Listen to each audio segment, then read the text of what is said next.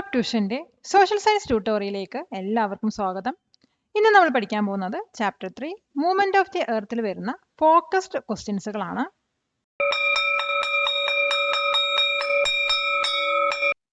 Question: how does the earth's rotation speed compare to its revolution speed?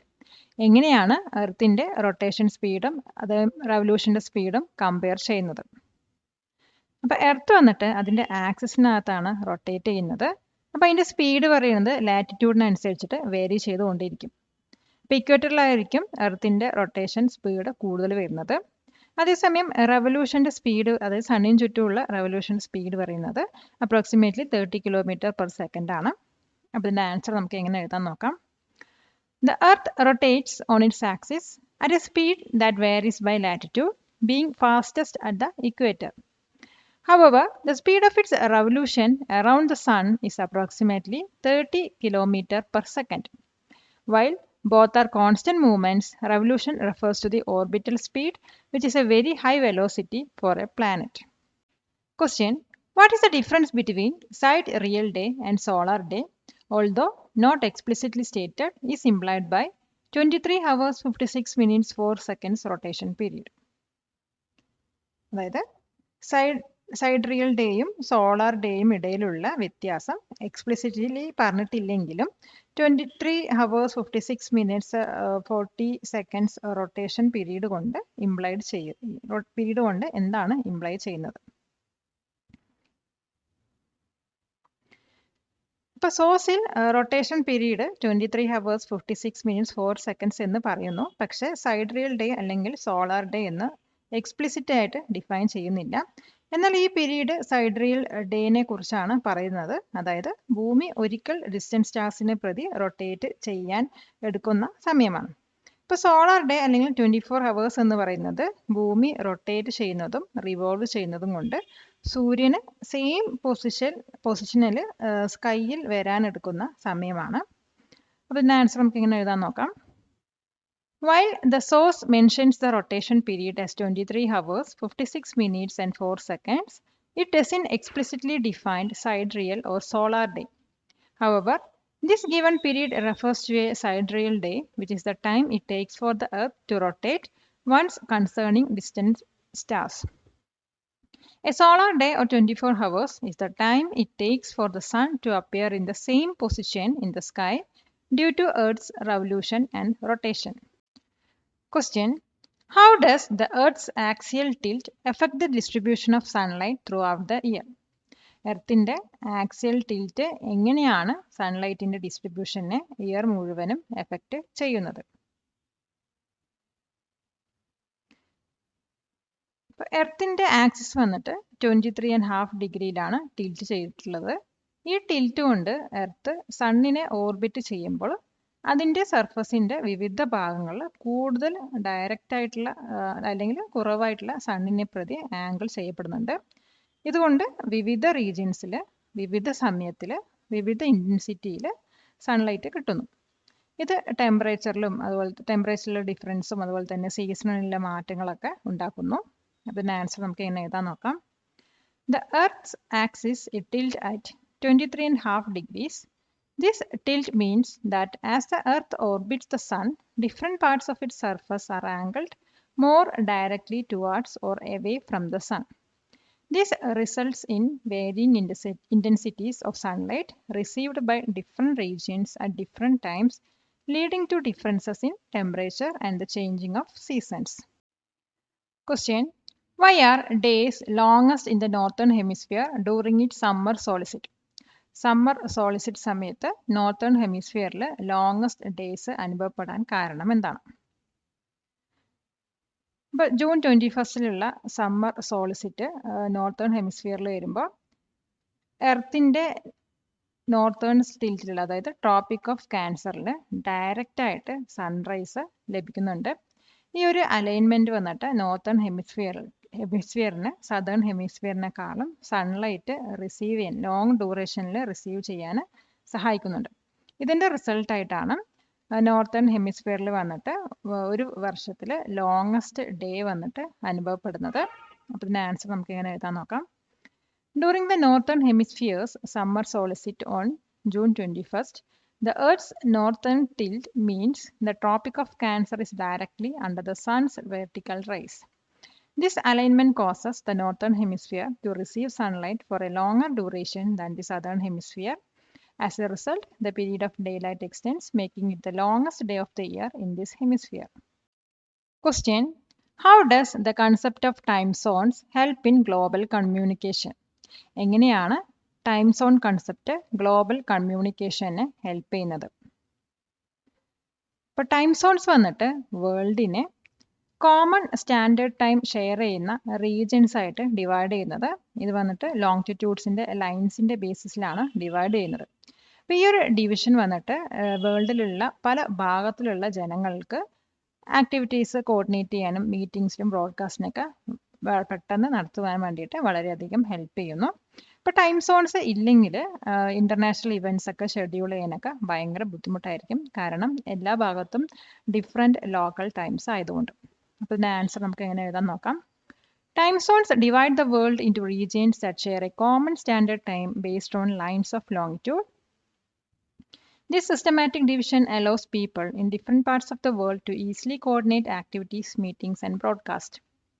Without time zones, scheduling international events would be chaotic due to differing local times everywhere. കൊടുക്കുന്നതോറും ഏറിടും വിദ്യ തന്നെ മഹാധനം. ഈ video ഉപകാരപ്പെട്ടുവെങ്കിൽ like ചെയ്യൂ, share ചെയ്യൂ. Question: What is the primary reason for the apparent shift in the sun's position in the sky throughout the year?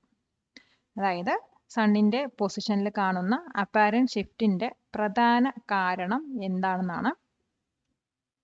ഇപ്പോൾ സണ്ണിൻ്റെ പൊസിഷനിൽ കാണുന്ന apparent ഷിഫ്റ്റിൻ്റെ പ്രധാന കാരണം വന്നിട്ട് എർത്തിൻ്റെ റെവല്യൂഷനും അതോടൊപ്പം axial ടിൽറ്റുമാണ്.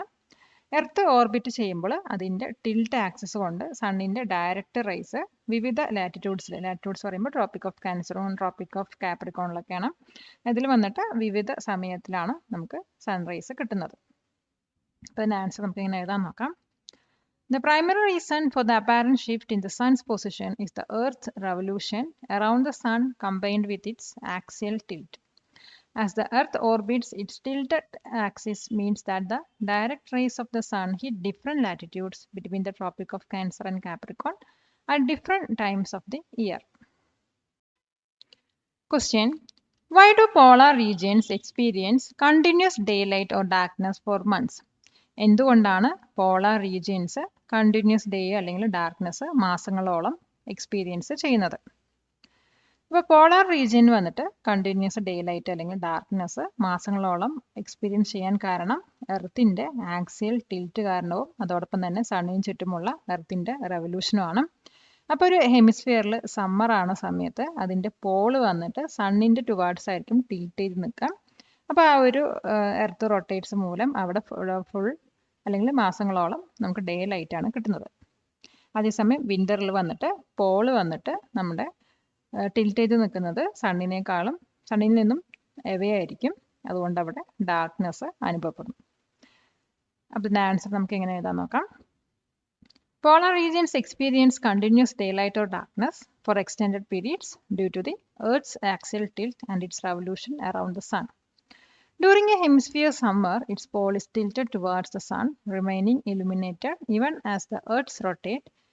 In winter, the pole is tilted away, staying in darkness. Question: Explain why the duration of day and night is equal at the equator during equinoxes.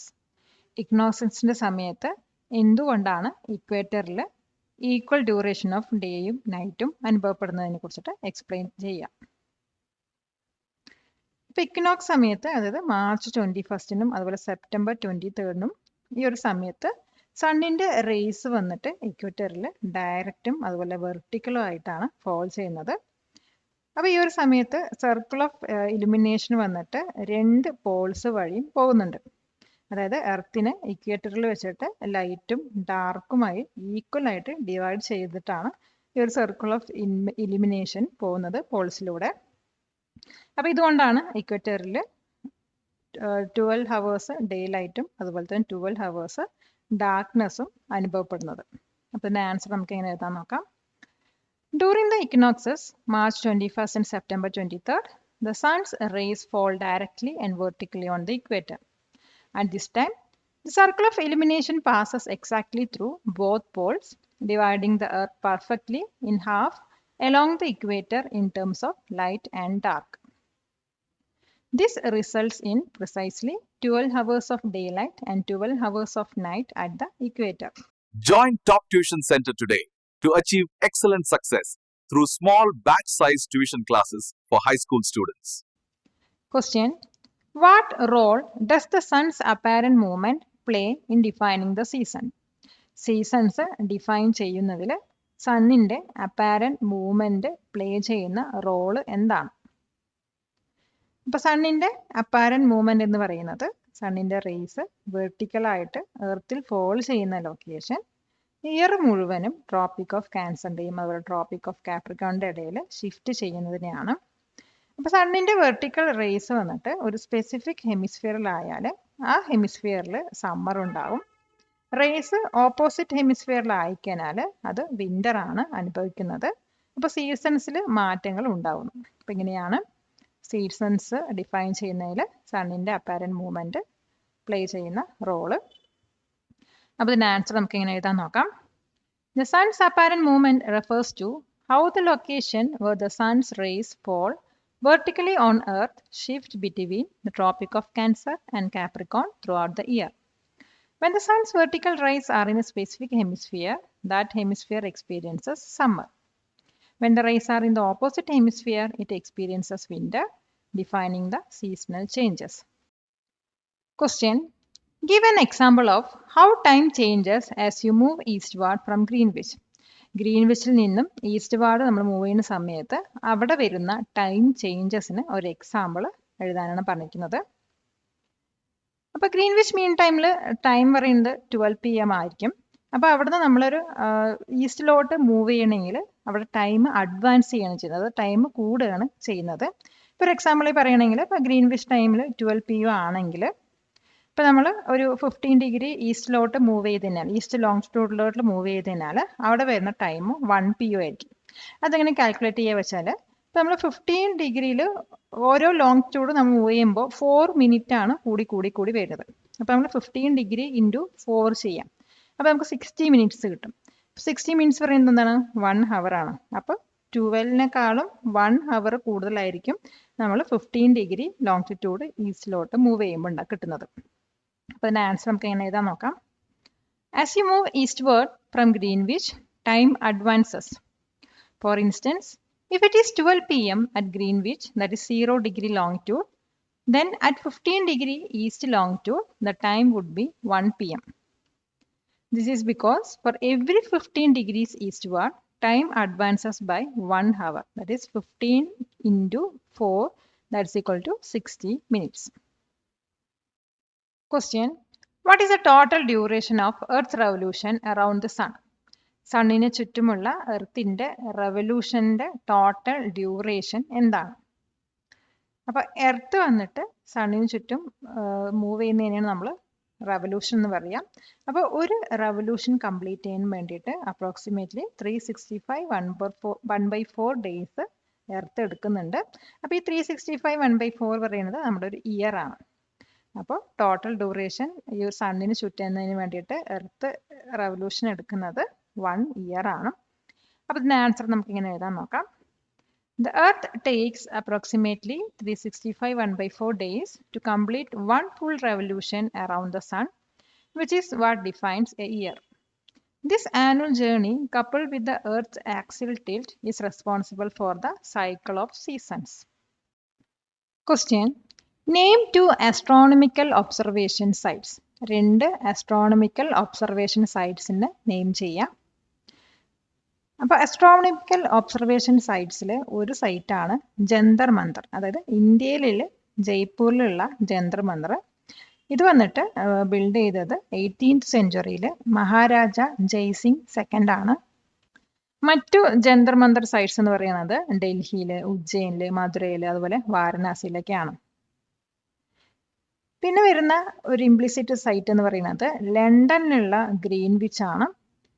അപ്പോൾ ഇവിടെ വെച്ചിട്ടാണ് നമ്മുടെ ടൈം കാൽക്കുലേഷൻസ് ഒക്കെ ഒറിജിനേറ്റ് ചെയ്യുന്നത്. അപ്പോൾ ഇതിൻ്റെ ആൻസർ നമുക്ക് നോക്കാം. Jantar Mantar in Jaipur, India, which is an astronomical observation site built in the 18th century by Maharaja Jai Singh II. It also mentions other Jantar Mantar sites in Delhi, Ujjain, Madura, and Varanasi. Another implicit site is Greenwich in London, home to the prime meridian where time calculations originate. Subscribe to this channel for more videos like this. Question: How can longitudes be used to calculate time difference?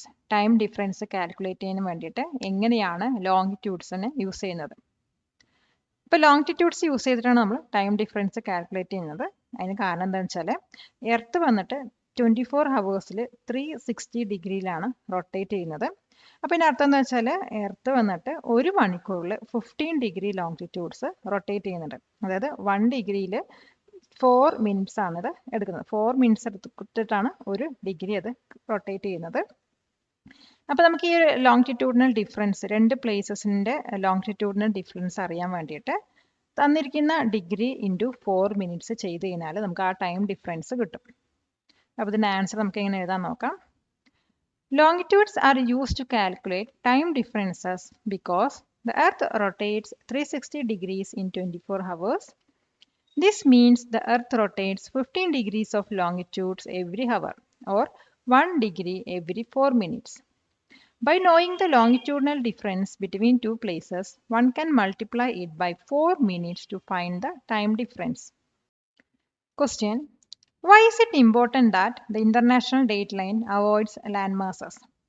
International Dateline landmassesനെ avoid ചെയ്യുന്നത് important ആണെന്ന് പറയാൻ കാരണം എന്താണ്? അപ്പോൾ international date ലൈനിൽ land മാസസിനെ avoid ചെയ്യുന്നത് കൊണ്ടുള്ള കാരണം എന്താണെന്ന് വെച്ചാൽ ഒരു കൺട്രി അല്ലെങ്കിൽ ഒരു റീജിയന് 2 ഡിഫറെൻറ്റ് കലണ്ടർ ഡേറ്റ്സിൽ ഡിവൈഡ് ആകാതിരിക്കാനാണ്. അപ്പോൾ ഇതുകൊണ്ട് കമ്മ്യൂണിറ്റീസ്, അതുപോലെ ബിസിനസ്, അതുപോലെ നമ്മുടെ ഡെയിലി ലൈഫൊക്കെ ഒരു സിംഗിൾ ഡേറ്റിൽ ഫങ്ഷൻ ചെയ്യാനാണ്. അതോടൊപ്പം തന്നെ ഒരു കൺഫ്യൂഷൻസ് അവോയ്ഡ് ചെയ്യാനും ഇത് ഹെൽപ്പ് ചെയ്യുന്നു. അപ്പോൾ ഇതിൻ്റെ ആൻസർ നമുക്ക് ഇങ്ങനെ എഴുതാൻ നോക്കാം. It is important that the international date line avoids landmasses to prevent a single country or region from being divided into 2 different calendar dates. This ensures that communities, businesses, and daily life can function coherently on a single date, avoiding significant logistical and social confusion. Question: Describe the significance of 82.5 degree east longitude for India. ഇന്ത്യക്ക് 82.5 degree east longitudeന്റെ സിഗ്നിഫിക്കൻസിനെ കുറിച്ചിട്ട് describe ചെയ്യുക. അപ്പോൾ Indian standard time calculate ചെയ്യാൻ വേണ്ടിയിട്ട് standard Meridian ആയിട്ട് serve ചെയ്തതാണ് ഈ 82.5 degree east longitude എന്ന് പറയുന്നത്. അതുകൊണ്ടാണ് 82.5 degree ഈസ്റ്റ് ലോങ്ങിറ്റ്യൂഡ് പറയുന്നത് ഇന്ത്യക്ക് സിഗ്നിഫിക്കൻ്റ് ആണെന്ന് പറയാൻ കാരണം. അപ്പോൾ ഈ ഒരു ലോങ്ങിറ്റ്യൂഡ് യൂസ് ചെയ്തിട്ടാണ് അക്രോസ് ഇന്ത്യ വന്നിട്ട് സിംഗിളും അതുപോലെയുള്ള യൂണിഫോം ആയിട്ടുള്ള ടൈം റെഫറൻസസും പ്രൊവൈഡ് ചെയ്യുന്നത്. അപ്പോൾ ഇതിൻ്റെ ആൻസർ നമുക്ക് എങ്ങനെ എഴുതാൻ നോക്കാം. 82.5 degree east longitude is significant for India because it serves as the standard meridian for calculating Indian Standard Time, that is IST. This longitude was chosen to represent the mean longitudinal position of the country, providing a single uniform time reference across India despite its vast east-west expanses. Palakkad നിവാസികളെ ഞങ്ങളുടെ class room ട്യൂഷനിലേക്ക് സ്വാഗതം ചെയ്യുന്നു. മറ്റൊരു വീഡിയോയുമായി വീണ്ടും കാണാം.